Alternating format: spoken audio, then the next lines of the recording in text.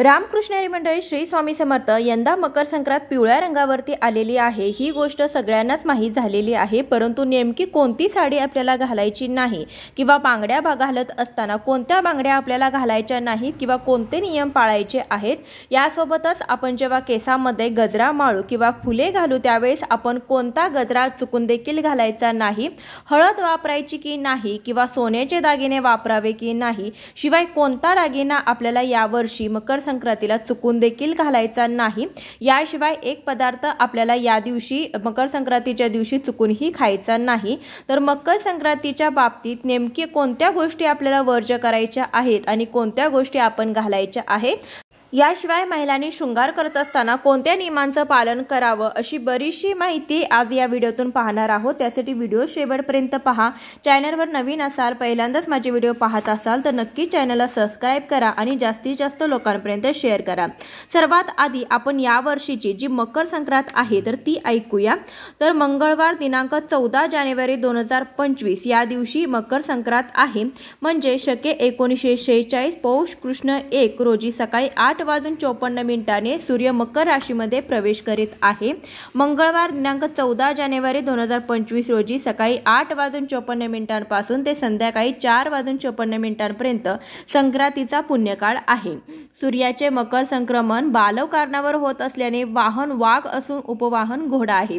तिने पिवळे वस्त्र परिधान केलेले असून हातामध्ये गदा घेतलेली आहे।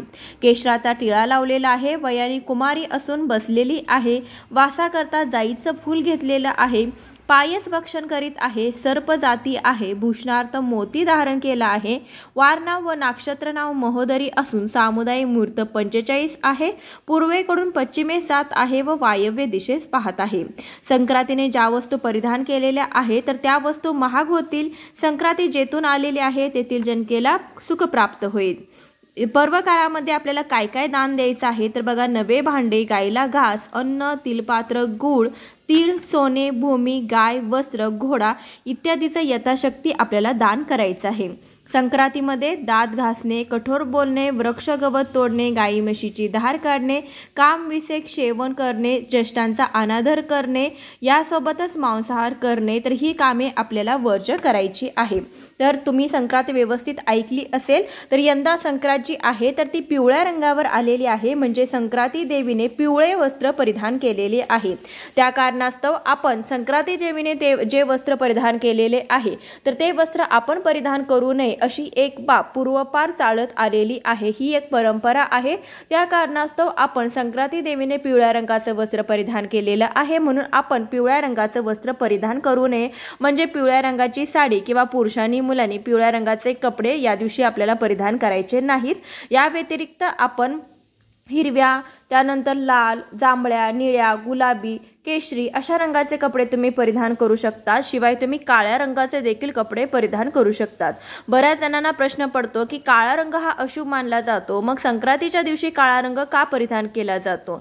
तर बघा, संक्रांतीच्या दिवशी सूर्य जेव्हा मकर राशीमध्ये प्रवेश करतो तेव्हा सूर्याची पत्नी छाया हिने काळ्या रंगाचे वस्त्र परिधान केलेले होतं। त्यासाठी सूर्याचा आशीर्वाद प्राप्त करण्यासाठी आपण काळ्या रंगाचे वस्त्र परिधान करू शकतो। शिवाय या दिवसामध्ये भरपूर प्रमाणामध्ये थंडी असते आणि काळा रंग जो असतो तर तो उष्णता शोषून घेत असतो आणि आपलं शरीर जे आहे तर ते उबदार ठेवण्यास मदत करत असतो। त्यासाठी मकर संक्रांतीच्या दिवशी काळ्या रंगाचे वस्त्र परिधान केले जाते। इतर कोणत्याही सणा दिवशी आपण काळ्या रंगाचे वस्त्र परिधान करत नाही, परंतु मकर संक्रांतीच्या दिवशी आपण काळ्या रंगाचे वस्त्र परिधान करू शकतो।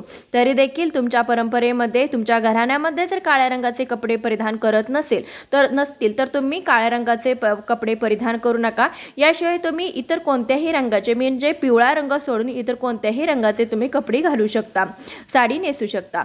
तर बघा, पिवळा रंग वर्ज्य करत असताना बरेच जण विचारतात की आमच्याकडे अमुक रंगाची साडी आहे, परंतु त्याची बॉर्डर जी आहे तर ती सोनेरी कलरची आहे किंवा साडीमध्ये थोडासा पिवळा कलर आहे, तर अशी साडी आपण नेसावी का?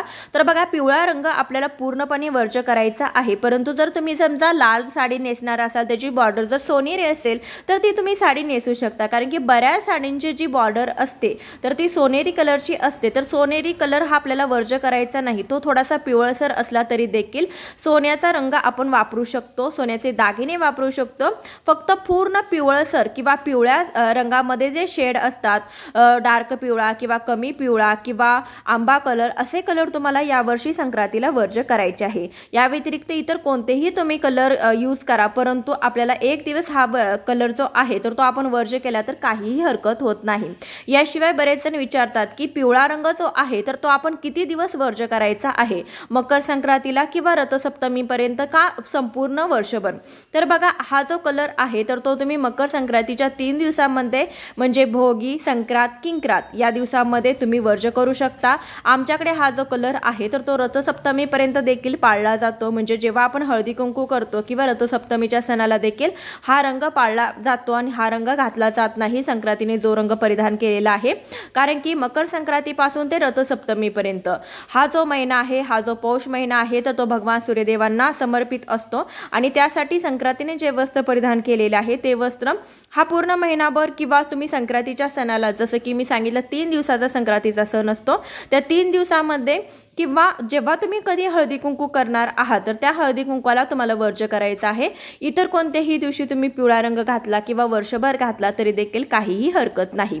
आता आपण बोलूया बांगड्याबद्दल। बांगड्या घालत असताना सर्वात शुभ बांगड्या म्हणजे हिरव्या काचेच्या बांगड्या तुम्ही नक्की घाला, नाही शक्य झालं तर तुम्ही लाल काचेच्या बांगड्या घालू शकता। बांगड्या घालत असताना आपल्याला पिवळ्या बांगड्या चुकून देखील घालायच्या नाहीत। याशिवाय आपल्याला ज्या तुम्ही मेटलच्या, प्लॅस्टिकच्या बांगड्या जर वापरत असाल तर त्या बांगड्या तुम्ही वापरू नका। याशिवाय पिचकी बांगडी हातामध्ये ठेवू नका, ते दरिद्रतेचं लक्षण असतं। बांगडी घालत असताना एका हातापेक्षा दुसऱ्या हातामध्ये एक बांगडी चढती घालावी। बांगडी घालत असताना आपला हात पूर्णपणे रिकामा करू नका, एका हातामध्ये बांगडी घाला, त्यानंतर दुसऱ्या हातामध्ये घाला, किंवा तुम्ही दोन्ही हात पूर्णपणे रिकामी करणार असाल तर एका हातामध्ये तुम्ही धागा तरी गुंडाळून ठेवा। सुवासिनी महिलांनी कधीही आपले हात रिकामे करू नये। संक्रांतीच्या सारख्या सौभाग्याचा जो काही सण आहे याला देखील आपला पूर्ण हात रिकामा नसू नये। हिरव्या काचेच्या बांगड्या अतिशय शुभ असतील त्या तुम्ही घाला, पिवळ्या रंगाच्या आणि मेटलच्या, प्लास्टिकच्या बांगड्या घालू नयेत। साडीमध्ये आणखीन एक सांगायचं झालं, पूर्ण पांढऱ्या रंगाची साडी तुम्ही मकर संक्रांतीच्या सणाला घालू नका, कारण की मकर संक्रांतीचा सण हा सौभाग्याशी निगडीत असतो, त्यासाठी पूर्ण पांढऱ्या रंगाची साडी जी आहे तर ती मकर संक्रांतीला घातली जात नाही। क्रीम कलरमध्ये किंवा तुम्ही दुसऱ्या इतर कलरमध्ये वापरू शकता। पिवळ्या रंगाची आणि संपूर्ण पांढऱ्या रंगाची साडी चुकून देखील नेसू नका। यानंतर आपण बोलूया की गजऱ्याबद्दल। बघा, आपण संक्रांत म्हटलं की शृंगार करतो, केसामध्ये फुलं, गजरा माळतो। फुलं घालत असताना आपल्याला पिवळ्या रंगाची फुले घालायची नाही, जसे सोनचाफा असेल किंवा शेवंतीचं फूल असेल तर अशी पिवळ्या रंगाची फुले तुम्ही डोक्यामध्ये घालू नका, किंवा पूजेमध्ये झेंडूची वगैरे पिवळ्या रंगाची फुले वापरू नका। या व्यतिरिक्त देखील जी काही संक्रांती देवी आहे तर तिने वासा करता जाईचं फूल घेतलेलं आहे, त्यासाठी जाईच्या फुलाचा जो गजरा आहे तो जाईच्या फुलाचा गजरा आपल्याला यावर्षी जेव्हा आपण शृंगार करू तर त्यावेळेस आपल्याला घालायचं नाही। या व्यतिरिक्त तुम्ही मोगऱ्याचा, आबोलीचा फुलांचा गजरा तुम्ही डोक्यामध्ये माळू शकता। यानंतर प्रश्न पडतो की आपण हळद वापरावी का, कारण की ती देखील पिवळ्या रंगाची आहे, किंवा सोन्याचे दागिने वापरावेत का? तर हळद ही मकर संक्रांतीच्या सणामध्ये खूप मुख्य गोष्ट आहे। हळदी कुंकवाचाच कार्यक्रम असतो आणि हळदीचा संबंध इथे येत नाही, वस्त्राचं चाललेलं आहे, पूजेसोबत चाललेलं आहे। हळद ही पवित्र आहे, कोणत्याही सणाला तुम्ही वापरू शकता, त्यासाठी हळद तुम्हाला वापरायची आहे। शिवाय सोन्याची दागिने देखील आपल्याला वापरायचे आहे, कारण की देवीने जे दागिना परिधान केलेला आहे तर तो मोती धारण केलेला आहे, त्यासाठी मोत्याचे जे दागिने आहेत तर मोत्यामध्ये बरेच दागिने येतात आणि आपण आजकाल मोत्याचे दागिने फॅशन म्हणून घालतो, किंवा काठपदरच्या साडीवरती आपल्याला हे ट्रॅडिशनल लुक करण्यासाठी आपण हे मोत्याचे दागिने वापरतो। परंतु यावेळेस आपल्याला दागिने घालत असताना मोत्याचे दागिने घालायचे नाहीत, कारण की देवीने मोती परिधान केलेला आहे, त्यासाठी तुम्ही सोन्याचे दागिने घालू शकता, परंतु मोत्याचे दागिने आपल्याला वर्ज्य करायचे आहे। तर यानंतर प्रश्न येतो की या दिवशी आपल्याला कोणता पदार्थ खायचा नाही, तर कोणत्याही सणाला आपण मांसाहार करतच नाही, त्यासाठी घरामध्ये मांसाहार चुकून देखील करू नये। या व्यतिरिक्त संक्रांती देवी जी आहे तर ती पायस भक्षण करीत आहे। पायस म्हणजे काय, तर पायस म्हणजे खीर, त्यासाठी आपल्याला या दिवशी खीर घरामध्ये बनवायची नाही, किंवा खीर जी आहे तर ती आपल्याला खायची नाही, त्यासाठी आपण खीर ही वर्ज्य करायची आहे। या दिवशी महिलांनी चुकून देखील खीर खायची नाही।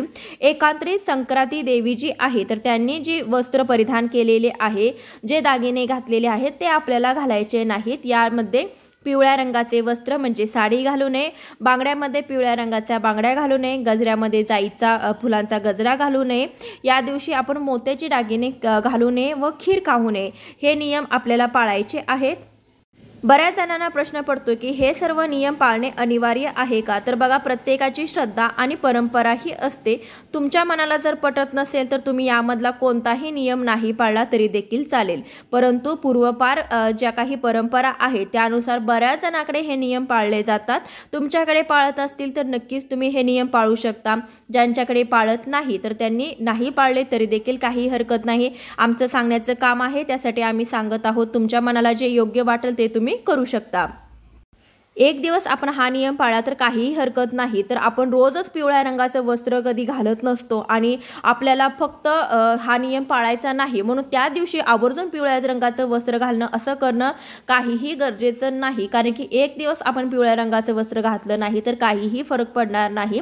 त्यासाठी पिवळा सोडून अत्यंत रंग आहेत, पिवळा रंग अशुभ आहे असं काही नाही, पिवळा रंग अत्यंत शुभ आहे, परंतु यावर्षी तो घालायचा नाही। त्यासाठी शक्य झाल्यास तुम्ही हा रंग वर्ज्य करण्याचा प्रयत्न करावा। धन्यवाद।